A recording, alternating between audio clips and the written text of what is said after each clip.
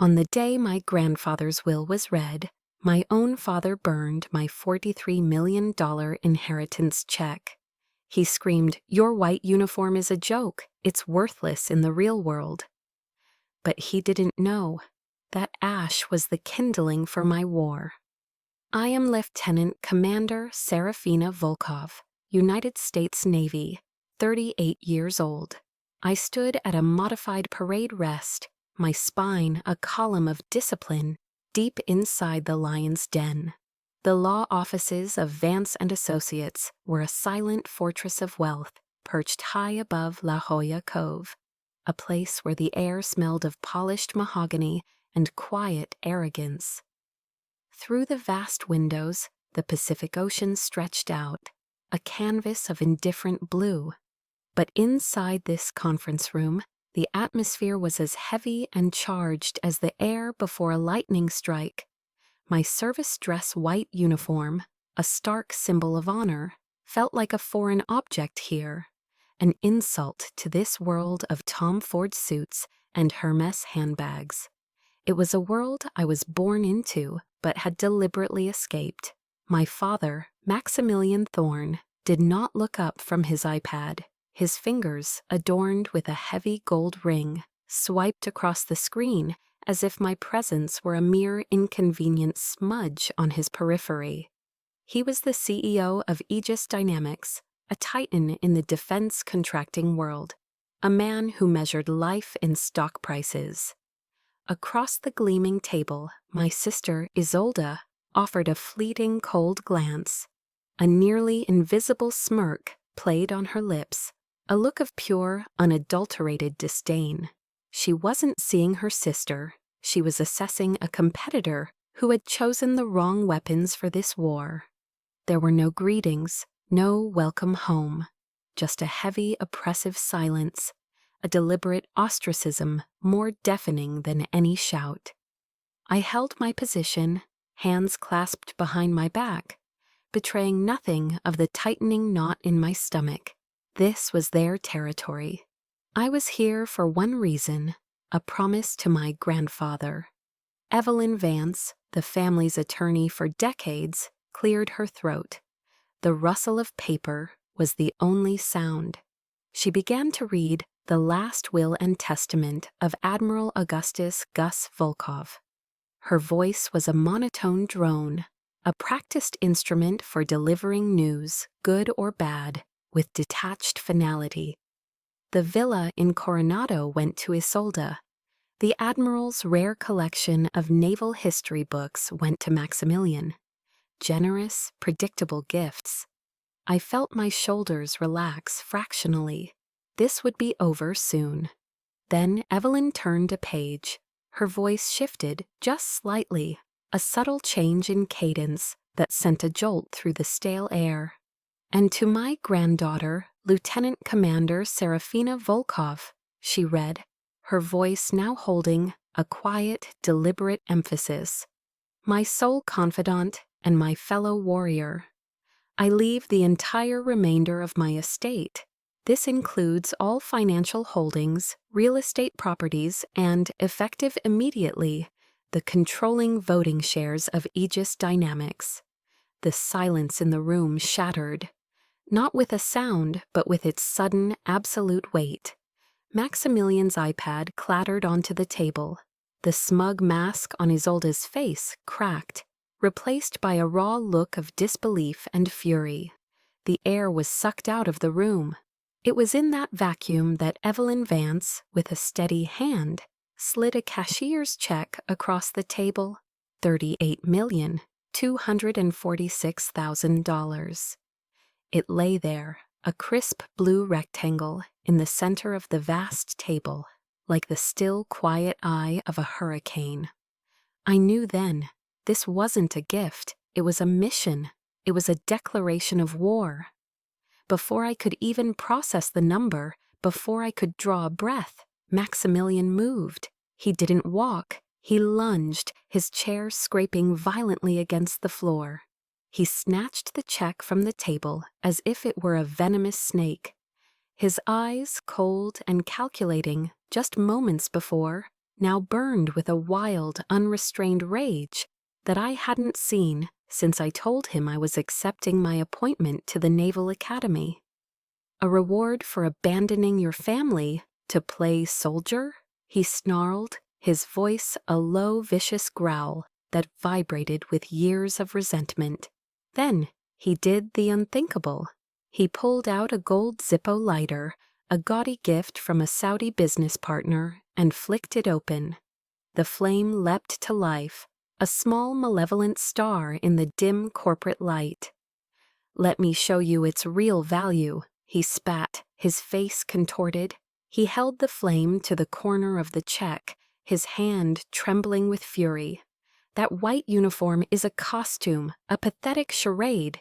It's worthless in the real world, the one where men make real money." The fire licked at the paper, greedily consuming the numbers, the signatures, my name. The ink blistered and blackened. My grandfather's legacy, his final act of faith in me, was turning to black, brittle ash, fluttering down onto the polished surface of their expensive, hollow world. A sick, hollow feeling churned in my stomach, a physical pain that had nothing to do with the money. It was the brutal, public annihilation of my life's choice, of my service, of my honor. I stood my ground, my training took over. I did not flinch, I did not cry out. My face remained a mask of disciplined calm. I simply watched him, this man who was my father, as he performed his act of ultimate rejection. And I felt the solid, reassuring weight of the second envelope, the one my grandfather had given me, still tucked away in the inner pocket of my uniform jacket. Their game was over. My war had just begun. The black ashes on the mahogany table swirled slightly in the air-conditioned breeze, and a memory, sharp and cold, cut through the shock. It wasn't the first time they had tried to erase me. The first time it was my entire past. I remember returning from my first deployment in the Persian Gulf. 18 months of sand, sea, and the constant, grinding pressure of military law in a combat zone. I was exhausted down to my bones, but I was also filled with a naive excitement to be home, to sleep in my own bed, to feel the cool San Diego air on my skin. I walked into the sprawling Thorne family mansion in Coronado, my duffel bag slung over one shoulder, and the first thing I noticed was the silence. Not a peaceful silence, but a hollow, empty one. Then I opened the door to my childhood bedroom, or what used to be my bedroom. A cold, metallic feeling washed over me. The room was gone. My bed, the one with the navy blue comforter I'd had since I was 16, was replaced by 2 sterile beige armchairs. My desk, scarred with the history of late-night study sessions for the Naval Academy entrance exams, was gone. In its place stood a glass table holding a single, perfect, and utterly fake orchid. My bookshelves, once overflowing with novels and military history, were empty. My photos, my awards, the small framed flag from my Annapolis graduation, all of it had vanished as if I had never existed. Isolde walked past the open door, a delicate teacup of mint tea in her hand. She paused, taking in the shock on my face, with a small, satisfied smirk. "Don't be so dramatic, Serafina," she said, her voice dripping with condescension. "It's a sitting room now. It's far more useful. After all, it's not like you're ever here to use it." She took a delicate sip of her tea and glided away, leaving me standing in the ghost of my own life. It wasn't just a redecoration, it was an eviction. A quiet, brutal statement that my space, my history in this house, was irrelevant. I was a guest, a transient, a footnote in the grand story of the Thorne family. The memory then shifted, sharpening to a more public humiliation. The last Christmas party I attended at the Coronado mansion. The house was a glittering spectacle, a scene straight out of a magazine, filled with the scent of pine, roasting turkey, and the quiet hum of wealthy, powerful people making connections. Maximilian stood at the head of the long dining table, a crystal glass of expensive Napa Cabernet Sauvignon in his hand. He looked every bit the corporate king, basking in the glow of his success. "A toast," he began, his voice resonating with authority. "To my daughter, Isolde, who this quarter single-handedly secured a $50 million contract with the Department of Defense. She is the future of Aegis Dynamics." A chorus of "hear, hear," and applause filled the room. Isolde inclined her head graciously, a perfect picture of the successful heiress. Then my father's gaze fell on me. The pride in his eyes vanished, replaced by an expression of tolerant, almost pitying amusement. "And a toast for Serafina as well," he added, as if remembering a minor detail. "She's still serving our country, working for the government, a stable career, I suppose." A few of his business partners chuckled, a low, polite sound that felt like a slap in the face. A stable career. The words hung in the air, cheapening my uniform, my rank, my years of sacrifice. I felt the familiar heat of shame creep up my neck. In their world, a world of ruthless ambition and nine-figure deals, my life of service was a quaint, slightly embarrassing hobby. I was the family's charity case, the oddity they had to explain away at parties. That night, the sting of his words was so sharp, I couldn't bear the false cheer any longer. I slipped out, driving my old Jeep Wrangler not to my empty apartment, but to the one place that felt like a true home port. My grandfather's modest house overlooking the San Diego Bay. The air there was different, clean and salty, free of the suffocating scent of money. Admiral Gus didn't ask what was wrong. He never did. He just wordlessly poured 2 glasses of bullet bourbon, handed one to me, and sat beside me on his worn wooden porch swing. We watched the distant lights of the naval ships in the harbor, a silent constellation of purpose. "They don't understand honor, Seraph," he finally said, his voice a low, comforting rumble, like a distant engine. "They measure a person's worth in dollars. We measure it in integrity. Don't you ever confuse the two." He took a slow sip of his bourbon. "You know," he continued, "I was listening to a speech by Admiral McRaven the other day, the one about making your bed. He said that if you want to change the world, you can't ever ring the bell." He looked at me, his eyes clear and steady in the twilight. "They're ringing the bell for you, Serafina. They're trying to make you quit. Don't you let them." His words were an anchor in the storm of my self-doubt and resentment. He saw the battle I was in, a battle not fought with guns, but with expectations and quiet cruelties. They would never believe in my path. So why? A small, defiant voice whispered inside me, why should I ever walk on theirs? How could I build a life so strong, so independent, that I would never have to feel the sting of their judgment again? My grandfather's words echoed in my mind long after I left his porch that night. Don't you ever let them make you ring the bell. And so, my answer to the question of how to build a life they couldn't touch began with an act of complete and total separation. It started with a cramped one-bedroom apartment in North Park, San Diego, a place with old plumbing and thin walls where the constant hum of the I-805 freeway was my lullaby, but it was mine. I used the meager savings from my academy days for the security deposit and first month's rent, my signature on the lease agreement feeling more significant than any I'd put on a military document.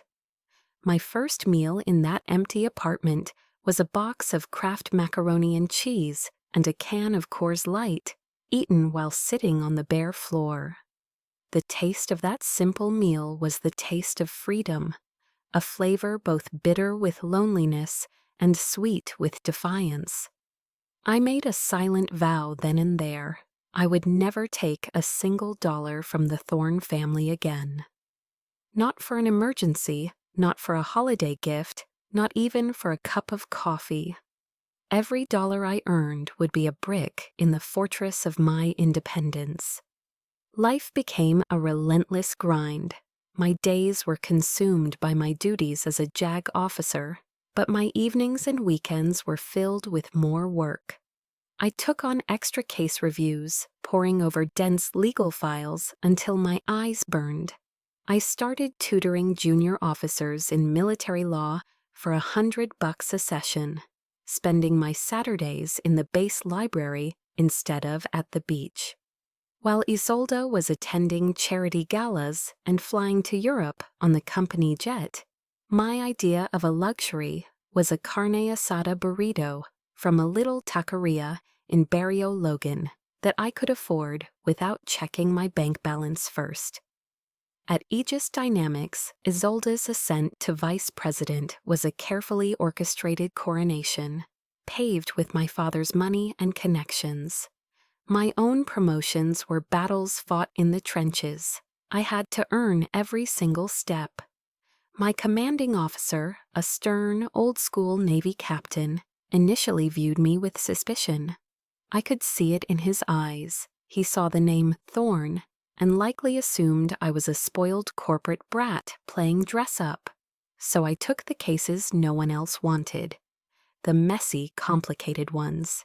I defended a young sailor accused of dereliction of duty, uncovering evidence that proved his innocence against a tide of internal politics.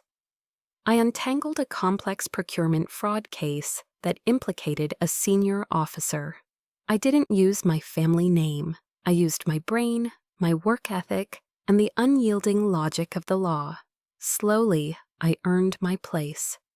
The turning point came after I won a particularly nasty court-martial, protecting a young Marine from a wrongful conviction. My captain called me into his office. He didn't smile, he just nodded, his face stern as ever, and said, "Good work, Volkov."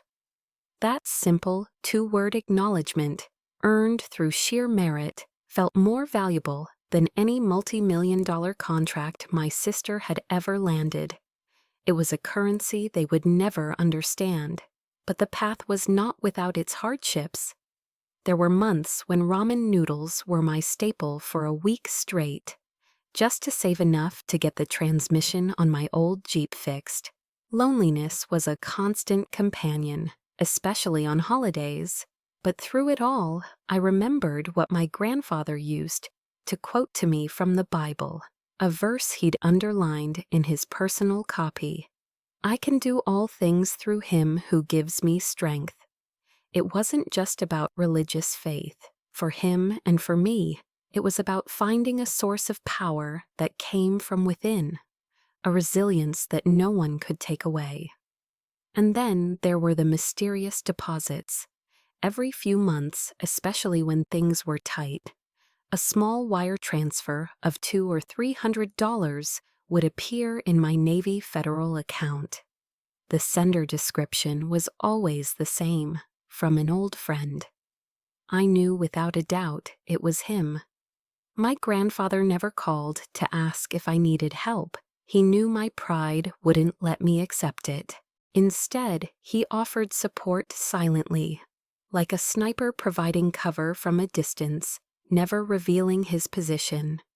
Those small sums weren't just about the money. They were a lifeline, a quiet reminder that someone, somewhere, was still in my corner, watching over me, believing in the path I had chosen. After leaving the Thorne family's cold, sterile version of reality, there was only one person I could think of, one person who operated on the same frequency of loyalty and blunt honesty that I understood. Rhea Rhino Caldwell. Her law practice wasn't in a gleaming high-rise. It was tucked away in a converted barracks at Liberty Station, a place that still breathed the spirit of the Navy. The historic Spanish colonial revival architecture stood in stark contrast to the modern, soulless glass towers my father favored. Inside, there was no mahogany or leather, just old brick walls, shelves overflowing with legal binders, and the rich, potent smell of coffee, so strong it could probably strip paint. It was the smell of long nights and hard-fought battles. Rhea looked up as I walked in, her short, steel-gray hair and piercing blue eyes missing nothing. She was a retired JAG captain, a legend who had stared down admirals and won. She didn't offer condolences or ask a dozen questions. She simply pointed to a worn armchair piled with case files, pushed them onto the floor with a thud, and thrust a steaming mug of black coffee into my hands. "You look like you just walked through hell and back, Commander," she said, her voice a gravelly rasp. "Talk to me." And for the first time, I did. Not as a daughter explaining a family squabble, but as one officer debriefing another. The whole story poured out of me, the cold reception, the reading of the will, the gold Zippo, the ashes fluttering down onto that polished table. I spoke without emotion, my voice steady, relaying the facts as I would in a courtroom. Rhea listened, her gaze never leaving my face, her only reaction an occasional affirming nod.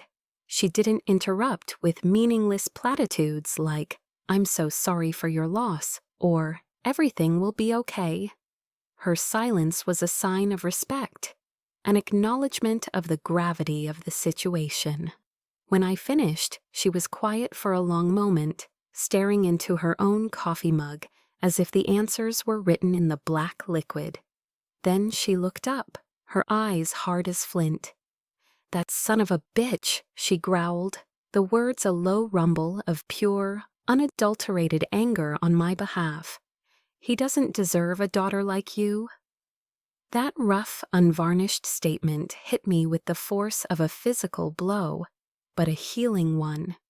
It was the most profound validation I had ever received. It was worth more than any praise from my father, any expensive gift from my sister. It was real. In that cluttered office, surrounded by the ghosts of other veterans' legal battles, I no longer felt like an outcast. I was among my own kind, a tribe that understood that honor wasn't a talking point in a corporate mission statement, but a code you lived by and died for. The suffocating loneliness that had been my constant companion for years finally began to recede. That evening, Rhea refused to let me go back to my empty apartment. "No soldier goes back to an empty barracks after a firefight," she declared. She dragged me to Little Italy, to a small, family-owned restaurant called Felipe's Pizza Grotto, a San Diego institution. The owner, a grizzled former Marine with a booming laugh, greeted Rhea with a bear hug. We slid into a red vinyl booth in a back corner, the air thick with the smell of garlic and oregano. We ordered a large pepperoni pizza and a pitcher of local craft beer from Ballast Point. We didn't talk about my family or the will or the money. Instead, we talked about the Navy. We traded stories about impossible commanding officers, about the absurdity of military bureaucracy, about inside jokes that only a service member would understand. For the first time in years, I laughed. Not a polite, strained laugh I used at Thorne family functions, but a deep, genuine laugh that came from the gut. As the evening wore on, the weight on my shoulders felt a little lighter. When Rhea dropped me off at my apartment building later, she didn't offer a hug. She just gave me a firm nod. "Get some rest, Volkov. The war's just started." As I unlocked my door and stepped into the quiet of my own space, I didn't feel the sting of resentment anymore. Instead, There was a strange, unfamiliar warmth spreading through my chest. I had found my forward operating base, and I knew I wasn't fighting alone anymore. The warmth from that evening with Rhea lingered for a few weeks, a fragile shield against the cold reality of my family. For a brief, foolish moment, I allowed a sliver of hope to take root. Perhaps, I thought, the scorched earth between us could, over time, begin to heal. Perhaps now that the initial shock had passed, they would retreat, and we could exist in a state of distant, armed neutrality. It was a naive hope, the kind only someone starved for peace could harbor. The Thorne family didn't do neutrality. They only understood total victory or total annihilation. And I had just become their primary target. The first volley was fired not with an angry phone call, but with a quiet, bureaucratic denial. I was at a coffee shop in North Park, trying to get some work done, when I went to pay for my latte. I handed the barista my Navy Federal debit card. She ran it, then handed it back with an apologetic frown. "I'm sorry, it's declined," I frowned, a prickle of annoyance rising. "That's impossible. Can you try it again?" I knew exactly how much was in that account. She tried again. The same result. A cold knot of unease began to form in my stomach. This wasn't a glitch. I stepped outside, the bright California sun suddenly feeling harsh and interrogative, and called the credit union's customer service line. After navigating the automated menu and waiting on hold, a polite but distant voice came on the line. I explained the situation. There was a long pause filled with the sound of typing. "Ma'am, I'm showing here Lieutenant Commander Serafina Volkov?" "Yes, that's me." "According to our records, ma'am," the voice said, detached and clinical. "This account was closed 2 weeks ago due to notification of the account holder's passing." The words didn't register at first. Her passing? What does that mean? "It means, ma'am, that the account holder was reported as deceased." Deceased? The word hung in the air, absurd and horrifying. "That's a mistake," I said, my voice tight. "I am the account holder. I am very much alive."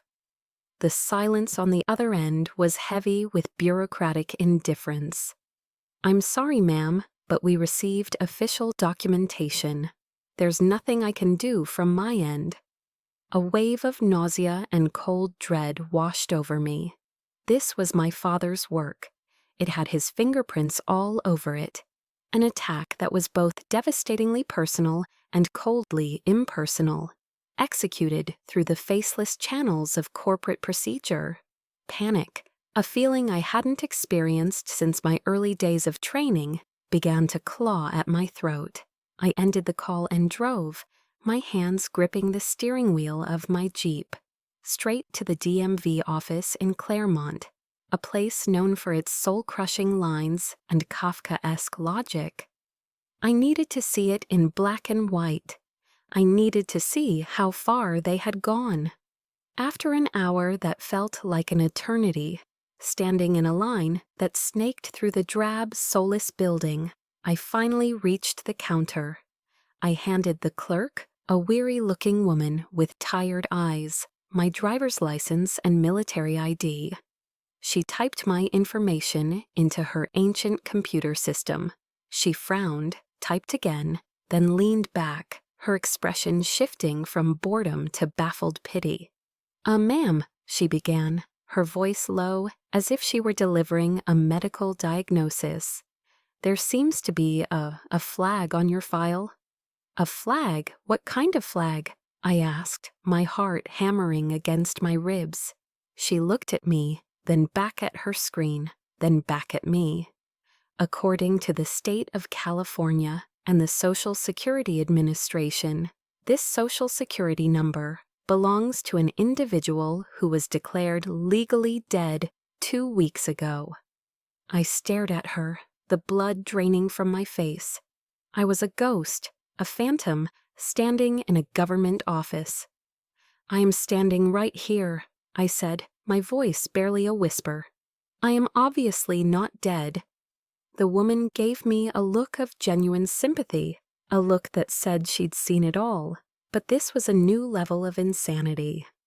"I can see that, honey, I really can," she said softly. "But the system, it doesn't. You'll have to go to the county clerk's office, the vital records department, and file for a correction. It could take months. Months." I walked out of the DMV and into the blinding sunlight, my legs unsteady. I was legally dead. My money was inaccessible. My identity had been stolen and buried under a mountain of paperwork. They hadn't just disowned me. They had erased me. They had committed the perfect, bloodless murder. Back in my apartment, my hands shaking with a rage so profound it felt like a physical illness, I remembered the second envelope, the one my grandfather had given me.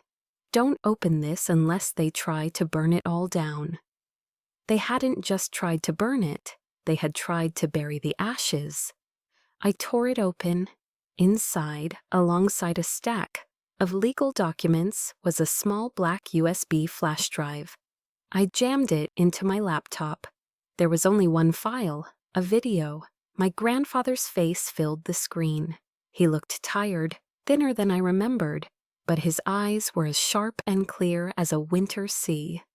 "Seraph," he said, his voice calm and steady, a voice that had once commanded fleets. "If you are watching this, it means Maximilian has done what I always feared he would. He will not just try to take your inheritance. He will try to take your very existence. Do not trust the system, my girl. They have bought it. Trust what I have left for you. The fight is yours now. So fight like a Volkov." The video ended. The screen went black. The room was silent, but a roar was building in my head. The roar in my head, the one ignited by my grandfather's video, was a controlled burn. I was a legal ghost, erased by a pen stroke, but I was still a naval officer. My training dictated a calm, strategic response. I would call Rhea. We would assemble the evidence. We would file the motions. We would fight this war in the sterile, logical arena of the law.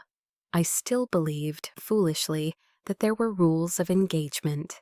That evening, I was sitting on my floor, surrounded by the documents my grandfather had left me, trying to piece together the legal puzzle, when I flicked on the television for some background noise, and then I saw him, my father, Maximilian Thorne. He was on Kusi News, the local San Diego station, seated across from a news anchor. He was wearing a deep navy suit, a somber tie, and an expression of carefully crafted paternal concern. This was his preferred battlefield, the court of public opinion, where truth was malleable and perception was everything. "Mr. Thorne," the anchor began, her voice smooth and serious, "there have been some unsettling rumors surrounding the estate of your late father-in-law, Admiral Volkov. Can you comment on the alleged family dispute?" Maximilian let out a long, practiced sigh, the kind a man performs when he is burdened by the unfortunate affairs of lesser people. "Thank you for asking, Brenda," he said, his voice dripping with false sincerity. "First and foremost, our family loves my daughter, Serafina, very much. We are incredibly proud of her service to our country." He paused, letting the patriotic sentiment hang in the air. I felt a cold dread creep up my spine. This was a calculated move. "However," he continued, his tone shifting to one of deep, sorrowful gravity, "it's no secret that the things our brave men and women experience overseas can leave scars, deep ones. Serafina has been struggling since her return. She's not always herself." He leaned forward, his face a mask of feigned anguish. "This isn't about money. This has never been about money. This is about protecting a vulnerable member of our family and ensuring the stability of a legacy she is not currently in a position to manage. We are simply trying to do what is best for her, even if she can't see it right now. He dared. The air in my apartment turned to ice. The controlled burn inside my head erupted into a full-blown inferno. He dared to stand on a public stage, wrapped in a flag of false patriotism, and use my service, my sacrifice, my honor, the very core of my identity, as a weapon against me. He wasn't just disowning me. He wasn't just erasing me. He was pathologizing me. He was taking my greatest source of pride and twisting it into a diagnosis of mental instability. He was weaponizing the very real struggles of countless veterans to serve his own greedy, despicable ends. The stereotype of the damaged veteran, a trope he and his corporate friends profited from, but privately disdained, was now his shield and his sword. Every ounce of restraint, every lesson in disciplined calm evaporated. The pain of the burned check, the shock of the legal death, it all paled in comparison to this. This was the ultimate betrayal. This was a character assassination of the highest order. The fury that rose in me was no longer hot. It was a blade of ice, sharp and absolute. The sadness of a daughter who had lost her family was gone, replaced by the cold, clear rage of a naval officer whose honor had been publicly debased. I looked at the flickering image of my father's face on the screen, his well-rehearsed sorrow, and I no longer saw a parent. I saw the enemy, clearly defined, unmistakable. The objective was now crystal clear. I stood up, my movements stiff and robotic. I walked across the room to the small mahogany box my grandfather had given me years ago, the one where I kept my most sacred possessions, my commission certificate, my service medals, and nestled in a bed of worn velvet, the old brass naval compass he'd given me on the porch of his house that night. I picked it up. It felt cool and solid in my trembling hand. I watched the needle, steady and unwavering, as it pointed true north. Always true north. My mind flashed to an image of another warrior, a woman who fought her battles, not on the sea, but in the highest court of the land, Justice Ruth Bader Ginsburg. A woman of small stature and immense, unyielding strength. I remembered a quote of hers Rhea had once framed in her office. Fight for the things that you care about, but do it in a way that will lead others to join you. My fight was no longer just about a will or a company. It was for my name. It was for my grandfather's honor. It was for every soldier, sailor, airman, and Marine who had ever been dismissed or pitied by men like Maximilian Thorne. I set the compass down. I picked up my phone. My fingers, which had been shaking moments before, were now perfectly steady. I scrolled to Rhea's number. The time for strategy, for quiet preparation, was over. They had brought the war to me, into the public square. They had fired the first shot in a new, dirtier campaign. If you have ever been pushed to the brink, ever had your own truth twisted and used against you by the very people who were supposed to protect you, if you have ever reached that moment where silence is no longer an option, I want you to leave a comment.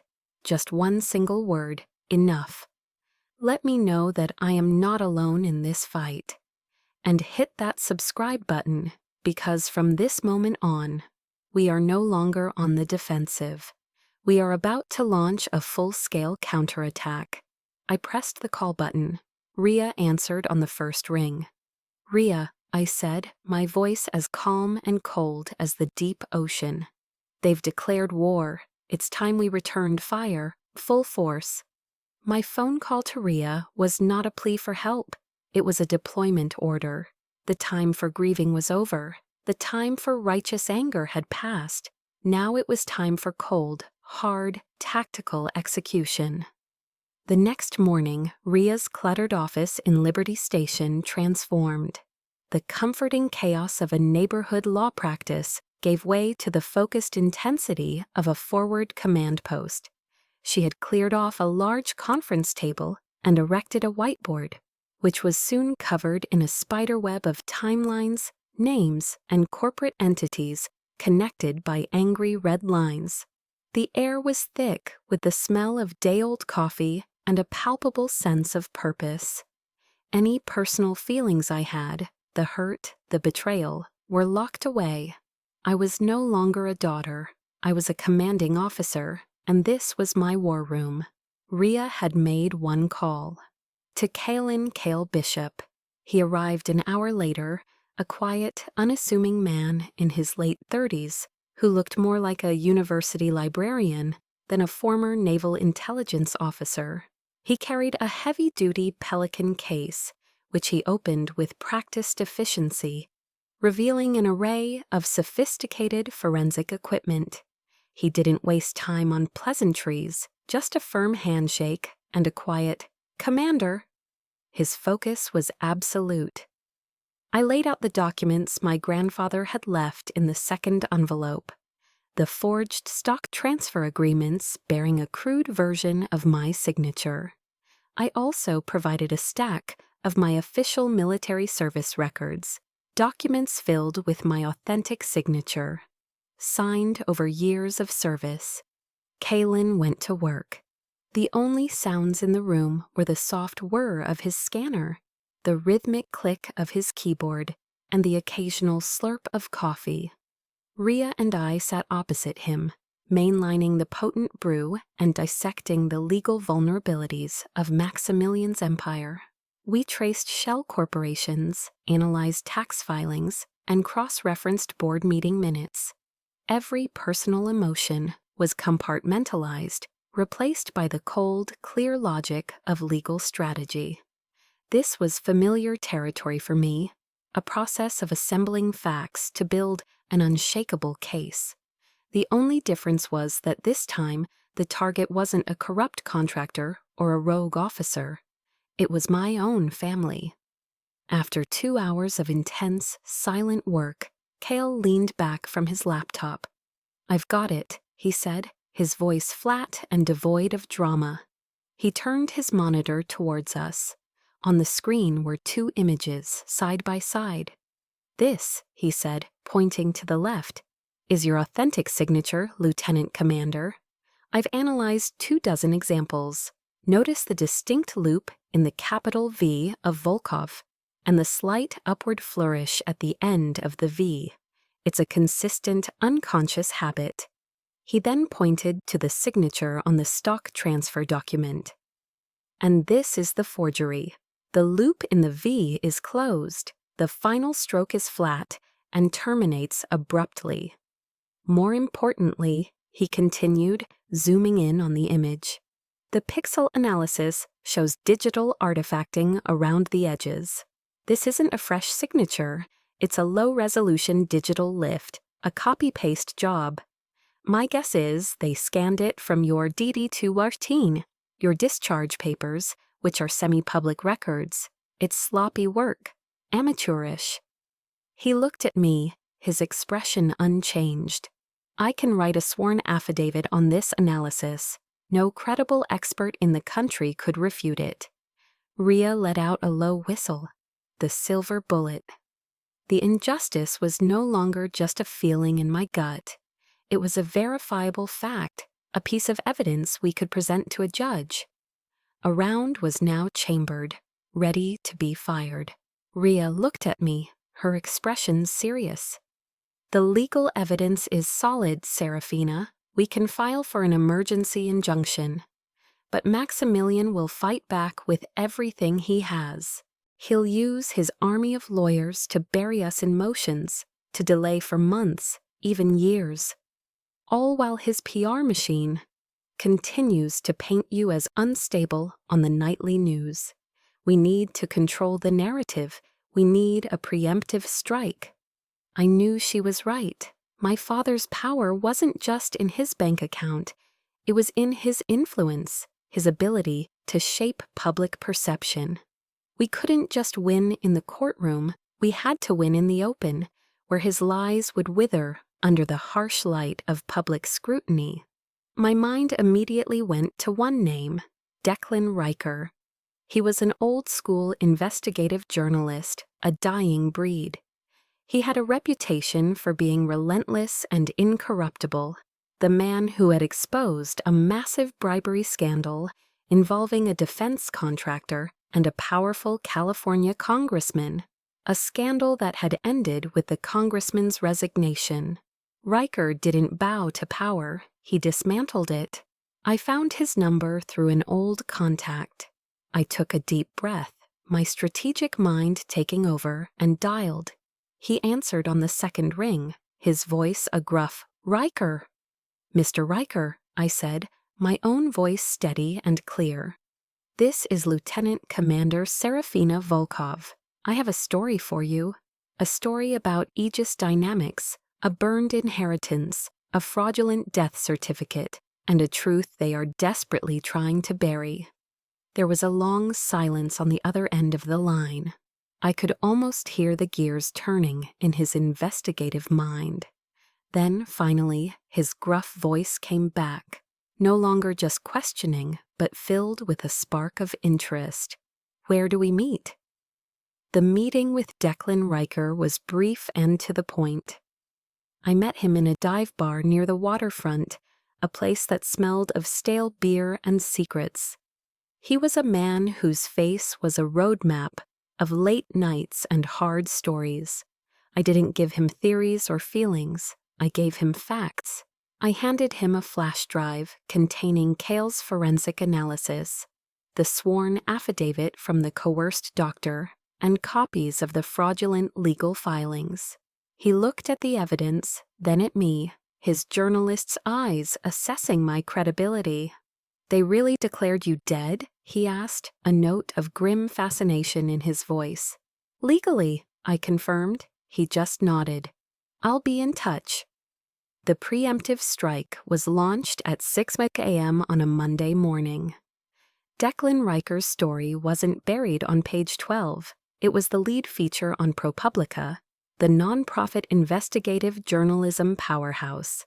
The headline was a cannon shot, a legacy in ashes, an identity erased inside the Thorne family's battle for control of defense giant Aegis Dynamics. The story was a masterclass in journalistic demolition. It laid out everything in cold, hard, undeniable detail. The burned check, the faked death certificate, the forged signatures on the stock transfers, and my father's self-serving television interview. Riker had even found 2 former Aegis employees who, under the cloak of anonymity, confirmed Maximilian's volatile temper and his long-standing disdain for my military career. The story didn't just make waves, it triggered a tsunami. It was picked up by the Associated Press, Reuters, and every major news network before the sun had fully risen over San Diego. It tore through social media, with the hashtag #JagaJusticeForVolkov trending nationwide. The veterans community, a powerful and vocal network, was incandescent with rage. The Aegis Dynamics stock price didn't just dip, it plummeted the moment the New York Stock Exchange opened. My father's meticulously crafted world of power and control had just imploded. They were no longer in control of the narrative. They were the narrative, and I knew, with the certainty of a commander whose strategy was unfolding perfectly, that they were now reacting, not acting. And panicked men make mistakes. The emergency court hearing was scheduled for that same afternoon. I walked into the San Diego Superior Courthouse, the clicking of my dress shoes on the marble floor the only sound I allowed myself to make. My white uniform was no longer a symbol of defiance. It was a symbol of order and truth in a room about to be consumed by chaos. Maximilian and Isolde were already there, huddled with a team of 3 high-priced corporate lawyers. Their faces were ashen. The confident arrogance was gone, replaced by a brittle defensive fury.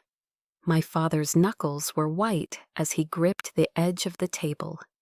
Isolde shrank in her seat, avoiding my gaze, her designer suit looking like ill-fitting armor.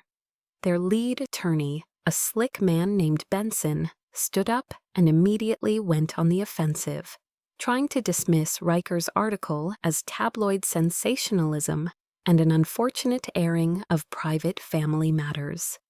But Rhea was ready. She rose to her feet, a predator sensing weakness. "Your Honor," she said, her voice clear and ringing with authority. "This is not a private family matter. This is a matter of felony fraud, forgery, and a conspiracy to illegally seize control of a multi-billion-dollar corporation." Benson scoffed. "Allegations, Ms. Caldwell. Nothing but baseless allegations from a disgruntled daughter." "Is it an allegation, Mr. Benson?" Rhea retorted, her voice dropping to a dangerous calm. "When we have a sworn affidavit from a board-certified forensic document analyst?" She placed Cale's detailed report on the judge's bench. "Is it an allegation when we have a videotaped deposition from the very doctor who was deceived into signing a fraudulent medical report?" She placed a second file next to the first. "And is it an allegation, Your Honor," she said, turning to face the packed courtroom, "when we have the victim, a decorated officer of the United States Navy, standing right here, very much alive?" The room was electric. Benson was sputtering, his arguments collapsing under the weight of the evidence. But Rhea wasn't finished. She had one more weapon to deploy. "Your Honor, with the court's permission, we would like to present one final piece of testimony, a video statement recorded by Admiral Augustus Volkov 1 month before his death." The judge, a stern, no-nonsense woman named Judge Kinley, nodded. "Permission granted." The courtroom lights dimmed. A large screen descended from the ceiling, and then he was there, my grandfather. He looked frail, but his eyes were filled with an unshakable resolve. He looked directly into the camera, as if he were looking right at me, right at the judge, right at my father.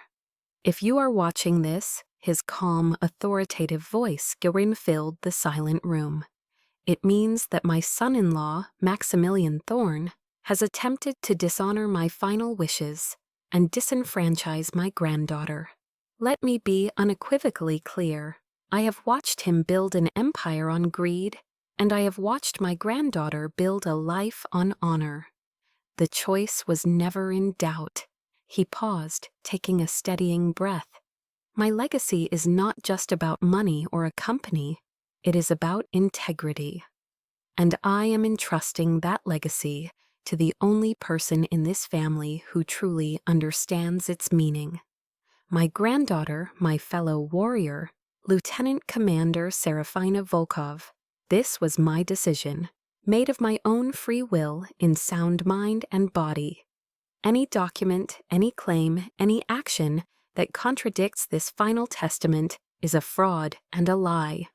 The video ended, plunging the room back into a profound silence. Every eye was on Maximilian. The color had completely drained from his face. He looked broken, defeated, a king dethroned not by a rival army, but by the simple, unassailable truth spoken by a dead man. Judge Kinley stared down from the bench, her expression like granite. She looked directly at my father. "Mr. Thorne," she said, her voice cold and sharp as a razor, "this court finds sufficient and credible evidence of conspiracy to commit fraud, forgery, and perjury." She shifted her gaze to a stunned Isolde. "And you, Ms. Thorne, as a willing accomplice." The gavel came down. The sound echoed through the courtroom like a final fatal gunshot. All asset transfers and corporate actions executed under the fraudulent authority are hereby declared null and void and are frozen pending further investigation. The estate of Admiral Volkov is to be executed as written, with Lieutenant Commander Volkov as the sole heir and controlling party of Aegis Dynamics. This matter is now referred to the District Attorney's Office for Criminal Investigation. Checkmate. The war was over. I had won. The victory in the courtroom was absolute. But it didn't feel like a celebration. There was a sense of profound release, yes, but it was followed by the deep, bone-weary exhaustion that comes after a long and brutal campaign. The war was over, but now came the aftershocks, the quiet, personal reckoning. A week after the verdict, I received a text from Isolde. Just 3 words, "Please, let's talk." I remembered Ria's advice to me the day after we won. We were in her office, and she had said, "You won the war, Serafina. Now you have to decide who gets to live in your peacetime." I agreed to meet her. Not at the mansion in Coronado, not at the Aegis headquarters, but on neutral ground. A small, independent coffee shop in the historic Gaslamp Quarter, a place filled with the ghosts of a different San Diego. She was already there when I arrived, sitting at a small table by the window. She looked diminished. Her expensive Chanel suit seemed to hang off her frame, and the flawless makeup couldn't hide the dark, sleepless circles under her eyes. The unshakable confidence, the air of entitled superiority was gone.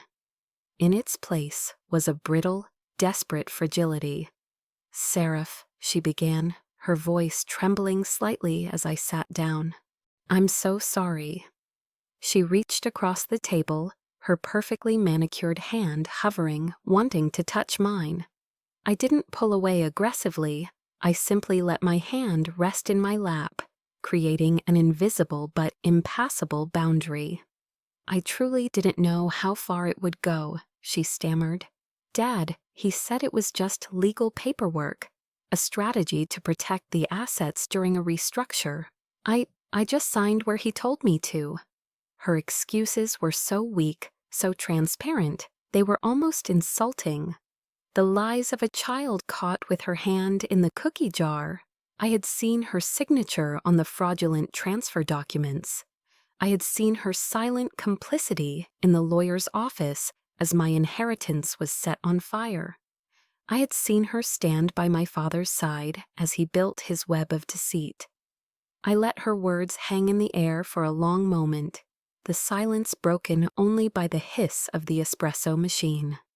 "You signed my name to transfer my shares, Isolde," I said, my voice not angry, but flat and calm.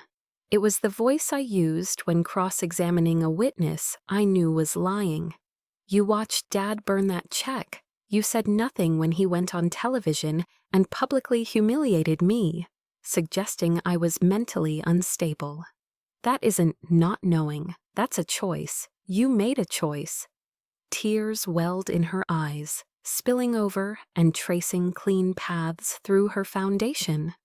"But I'm your sister. We're family," she choked out, the words a last desperate appeal to a bond she herself had helped to sever. I looked at her, really looked at her, and felt a profound and weary sadness. The anger had burned itself out, leaving only the cold ash of reality. "Family doesn't do what you did, Isolde," I said, my voice still quiet. "Family doesn't try to have one of their own declared legally dead. Family doesn't try to erase someone's existence for financial gain." I leaned forward slightly. "You had a choice to make, between doing what was right and doing what Dad wanted. Between your sister and your ambition, you chose your side. You chose power and you chose money. And in a way, I respect that clarity. But now," I said, my gaze unwavering, "you have to live with it." I stood up, pulling a $20 bill from my wallet. and placing it on the table to cover our coffees. The finality of the gesture seemed to register with her. Her face crumpled. "Please, Seraph, don't do this." I looked down at her one last time. "I'm not going to press for criminal charges against you," I said.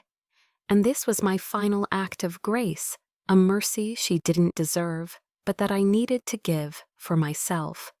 I don't want to become like him, consumed by the need to destroy. But you are no longer a part of my life. There is no Aegis for you. There is no Volkov Foundation. There is nothing. Goodbye, Isolde. I turned and walked away without looking back. I could hear a choked sob behind me, the sound of a bridge collapsing into the abyss. But I kept walking. It hurt. It was a clean surgical pain, like an amputation necessary to save a life, my life.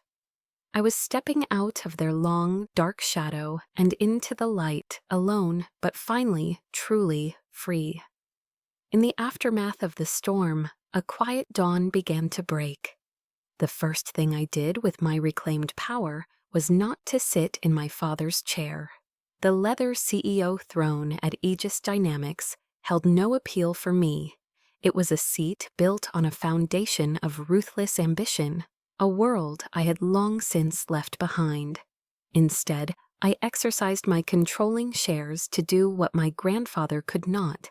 I cleaned house. I installed a new board of directors, people of integrity, including retired military officers and ethical business leaders, who understood that profit and principle were not mutually exclusive. Then I forged a new legacy. I took a significant portion of the company's profits and established the Volkov Foundation, Honor, Service, Future. Its headquarters were not in a corporate skyscraper, but in a restored brick building at Liberty Station, the very place where my own fight for justice had been planned. We transformed the old naval building into a state-of-the-art support center for female veterans, a sanctuary for women who, like me, had served their country, only to find themselves fighting new battles back home. We offered free legal counsel from Ria's firm, career transition workshops, housing assistance, and mental health resources. I wasn't just building a nonprofit, I was building the safety net that I never had. I was building a home for warriors. My grandfather often quoted the Bible to me, and one verse in particular echoed in my mind during those first few months of building. "Blessed are the merciful, for they will be shown mercy." My mercy was not for my father or my sister, it was for myself. It was the mercy of choosing to build, rather than to destroy, to heal rather than to inflict more pain. That, I realized, was the final act of defiance against their world. One afternoon, a young woman walked into the Foundation's office. She was hesitant, her shoulders slumped with a familiar weight. She was a former Marine corporal, I learned, who had been given a less than honorable discharge. After she reported a superior officer for harassment, the system designed to protect her had instead turned on her, labeling her a troublemaker and pushing her out.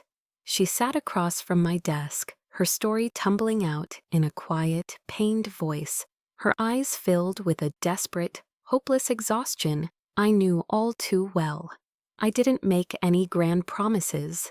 I simply listened. When she was finished, I looked at her, not as a client, but as a sister in arms.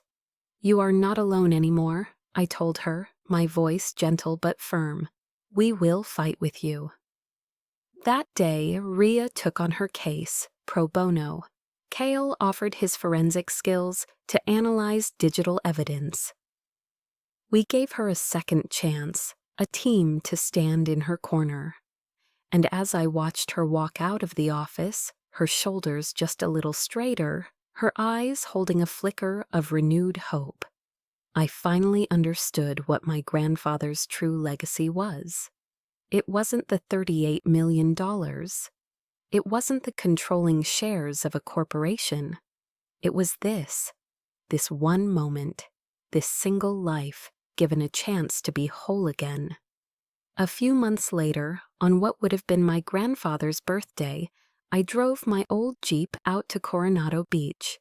The sun was setting, painting the sky in brilliant strokes of orange and purple. The Grand Thorn Mansion stood on the shoreline nearby, a silent, opulent monument to a life I no longer wanted.